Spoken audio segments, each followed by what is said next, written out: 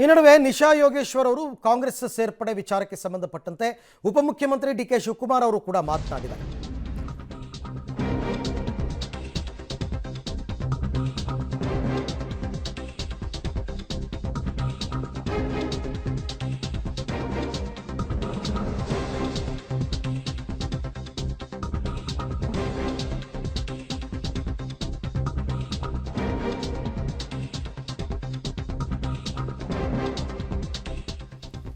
ನಿಶಾ ಯೋಗೇಶ್ವರ್ ಅವರಿಗೆ ಸ್ವಲ್ಪ ದಿನ ಕಾಯುವಂತೆ ಡಿ ಕೆ ಶಿವಕುಮಾರ್ ಹೇಳಿದಾರಂತೆ.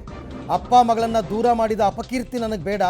ಆ ಹೆಣ್ಮಗಳು ಬಹಳ ಗಟ್ಟಿಯಾಗಿ ನಿಂತಿದ್ದಾರೆ, ಧೈರ್ಯವಂತ ಹೆಣ್ಮಗಳು. ಇನ್ನೂ ನಿಶಾ ಮದುವೆ ಆಗಬೇಕು, ತಂದೆ ಧಾರೆ ಎರಿಬೇಕು. ಕಾಂಗ್ರೆಸ್ ಸೇರ್ಪಡೆ ಆಗೋದಕ್ಕೆ ಅವರು ತುದಿಗಾಲಲ್ಲಿ ನಿಂತಿದ್ದಾರೆ. ನಾನೇ ಸ್ವಲ್ಪ ದಿನಗಳು ಕಾಯಿರಿ ಅಂತ ಹೇಳಿದ್ದೀನಿ ಅಂತ ಡಿ ಕೆ ಶಿವಕುಮಾರ್ ಅವರು ಕೂಡ ಆಕೆಯ ಬಗ್ಗೆ ಮಾತನಾಡಿದ್ದಾರೆ. ಆ ಹೆಣ್ಮಗಳು ನಮ್ಮನೆ ಮಗಳಿದ್ದಗೆ. I like her. ಆಕೆ ಹೆಣ್ಮಗಳು ಪಾಪ ನನ್ನ ಹತ್ರ ಬಂದಿದ್ರು. ನನಗೆ ಪಾಪ ತಾಯಿದು ಪಾಪ ಪೊಲಿಟಿಕಲಿ ಫ್ಯಾಮಿಲೀಸ್ ಇಶ್ಯೂಸ್ ಇದೆ, ನನಗೆ ಗೊತ್ತಿದೆ. ಅವ್ರ ತಾಯಿನೂ ನನಗೆ ಗೊತ್ತಿದೆ ಪಾಪ ಹೆಣ್ಮಗಳು. ಸೊ ಆ ಹೆಣ್ಮಗಳು ರಕ್ಷಣೆ ಇಲ್ಲ.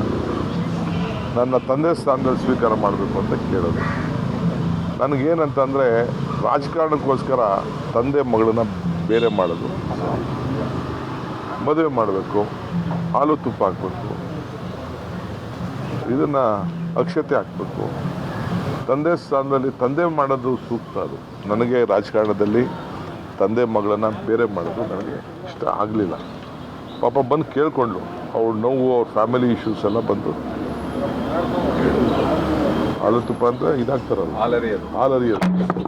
ಹಾಲು ಹರಿಯೋದಿಲ್ಲ, ಅದನ್ನೆಲ್ಲ ಇರ್ತದೆ. ಅವರ ಒಂದು ನಮ್ಮ ಹಿಂದೂ ಧರ್ಮದಲ್ಲಿ ಒಂದು ಪದ್ಧತಿ ಇದೆ. ನಾನು ರಾಜಕಾರಣದಲ್ಲಿ ಓಕೆ ಫೈನ್, ರಾಜಕಾರಣದಲ್ಲಿ ಆಕೆಗೆ ಸ್ವತಂತ್ರ ಹಕ್ಕಿದೆ. ಯಾವ ಪಾರ್ಟಿಗೆ ಬೇಕಾದ್ರೂ ಸೇರ್ಬೋದು, ಏನು ಮಾಡ್ಬೋದು. She is N Young woman, matured woman, intelligent woman ಎಲ್ಲ ಇದೆ. ನನಗೇನಪ್ಪ ರಾಜಕಾರಣಕ್ಕೋಸ್ಕರ ತಂದೆ ಮಗಳನ್ನೇ ಬೇರೆ ಮಾಡಿಬಿಟ್ಟು ಅಂತ ಒಂದು ಕೆಟ್ಟ ಹೆಸರು ತೊಗೊಳಕ್ಕೆ ನನಗಿಷ್ಟ ಇಲ್ಲ. ಅಲ್ಲಿ ಲೋಕಲ್ ಎಲ್ಲ BJP ಕಾರ್ಯಕರ್ತರೆ, ಅಲ್ಲಿರೋಂಥ ಯೋಗೇಶ್ ಜೊತೆ ಇರೋಂಥ BJP ಕಾರ್ಯಕರ್ತರೆ ನೀನು ಕಾಂಗ್ರೆಸ್ ಸೇರಲೇಬೇಕು ಅಂತೇಳಿ ಭಾಳ ದುಂಬಾಲಕ್ಕಿ ಪಾಪ ಹೆಣ್ಮಗಳಿಗೆ ಹೇಳ್ತಾ ಇದ್ದಾರೆ, ಅಡ್ವೈಸ್ ಮಾಡ್ತಾರೆ. ಅವಳು ನನ್ನ ಬ್ರದರ್ನೂ ಮೀಟ್ ಮಾಡಿದ್ದಾರೆ, ನನ್ನೂ ಮೀಟ್ ಮಾಡಿದ್ದಾರೆ. ನನ್ನ ತಂದೆ ಮಗಳು ಸರೋಗ್ಬೋದು ಅನ್ನೋ ದೃಷ್ಟಿಯಿಂದ ನಾನು ಭಾಳ ತಾಳ್ಮೆಯಿಂದ ಇದ್ದೀನಿ. ಬಟ್ ಅಲ್ಟಿಮೇಟ್ಲಿ ನಾನು ಕಾಂಗ್ರೆಸ್ ನಿಂತ್ಕೊಂಡು ಮಾಡ್ತೀನಿ ಅಂತಂದರೆ ನಾನು ಬೇಡ, ನಮ್ಮ ಮನೆಯಿಂದ ಆಚೆ ತೆರಳಕ್ಕೂ ನನಗೆ ಭಾಳ ಕಷ್ಟ ಆಗ್ತದೆ. ಬಟ್ ನನಗೆ ಜನ ನನ್ನ ಕ್ವಶನ್ ಮಾಡ್ತಾರೆ, ಏನಪ್ಪ ರಾಜಕಾರಣಕ್ಕೋಸ್ಕರ ತಂದೆ ಮಗಳನ್ನ ಬೇರೆ ಮಾಡಿಬಿಟ್ರು, ಬೇರೆ ಯಾರು ಮೆಚ್ಯೂರ್ಡು ಫ್ಯಾಮಿಲಿ ಆಗಿ ಆಕೆಗೆ ಮದುವೆ ಆಗಿ ಏನೋ ಅವ್ರದ್ದೊಂದು ದೊಡ್ಡ ಸಂಸಾರ ಇಲ್ಲ, ಬೇರೆ ವಿಚಾರ. ಇನ್ನು